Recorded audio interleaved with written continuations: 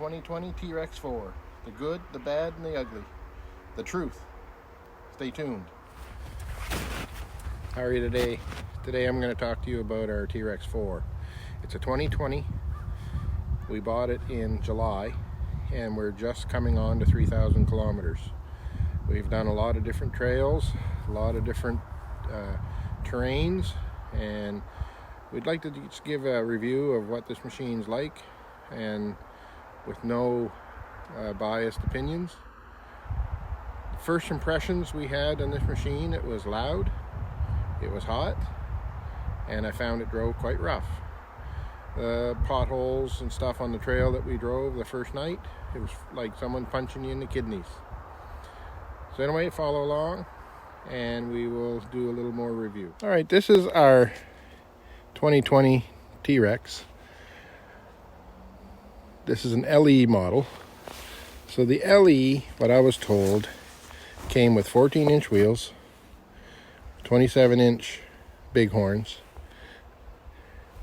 came with 4 headlights, and the non-LE didn't have the 4 headlights.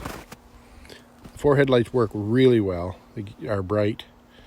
We added the light bar because the headlights wasn't quite enough, but we added those. We also added the windshield, and we went with the Super ATV windshield, so it flips up or it locks open about 4 inches, so it gives you the options of full vent or a partial vent. Sometimes that's quite nice if it's hot out. For the winter, we bought these sides. These sides came from an eBay item. They were $514 Canadian, which wasn't too bad.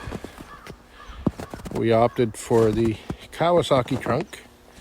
I really looked at different options, and at the end of the day, the Kawasaki trunk was the way to go. It filled up the spot and seems to work quite nice.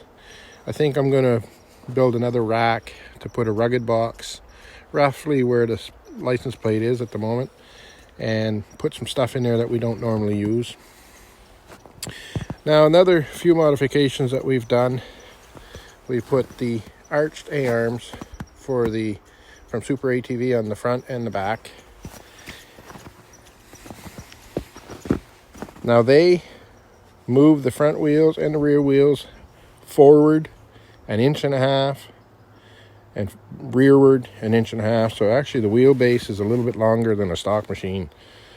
Whether it makes a whole lot of difference on the suspension, I'm not sure. And then we also spent the money on the 814 shocks. These were the game changer. The roughness of the machine when we first bought it, the kidney shots, that was gone. This thing drives smooth, works awesome. So those shocks are probably what I would say to do first. But I see the new 21 Kawasaki S, that basically is what they're doing, is giving you 2 more inches of suspension. Basically what we did here. So that shocks gave us 2 more inches of suspension, and it actually lifted it up about 2 inches. Not sure if the ones that they're putting on it are gonna ride as smooth as these, but anything would be better than the original. To combat the loud interior, I opted to go with the rugged radio intercom system. I have 2 headsets for now, and my wife and I can wear those. We can listen to music, and we can certainly talk to each other more so than we used to before. So at 3,000 kilometers, would I buy this machine again? Yeah, I probably would.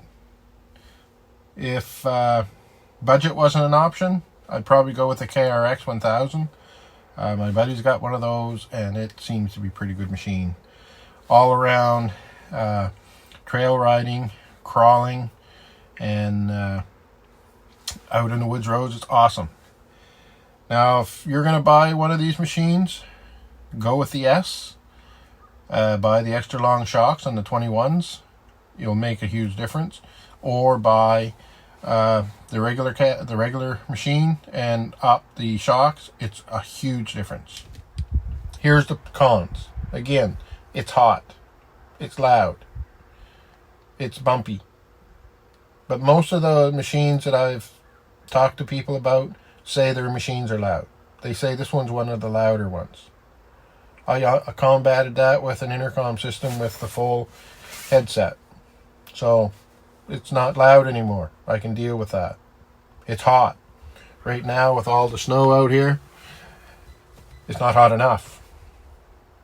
In the summer it is too hot. But with the wind chill we can open it up, get some airflow, so it works pretty good. The shocks made a huge difference.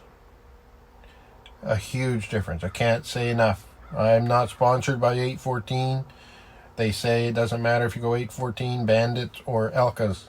They make a huge difference.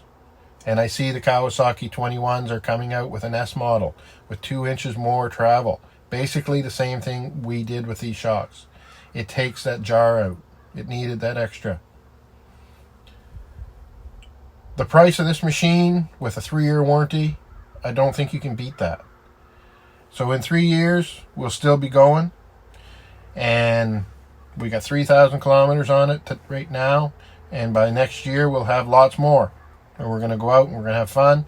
We don't drive fast. As you watch my other videos, we're on small trails. We take our time and we have some fun. And we see many sights. We've seen many things this summer that we would have never seen if we wouldn't have bought this machine. So, yeah, I'd buy this machine again. The price is right. The best warranty. Could they upgrade it? Yeah. That'll just make the price higher. So, there's pros and cons to everything. With all the other things I've done to the machine were more aesthetics for myself. The big tires, they will crawl and dig through stuff that's unreal. The A-arms, they don't rub as much. It's all good.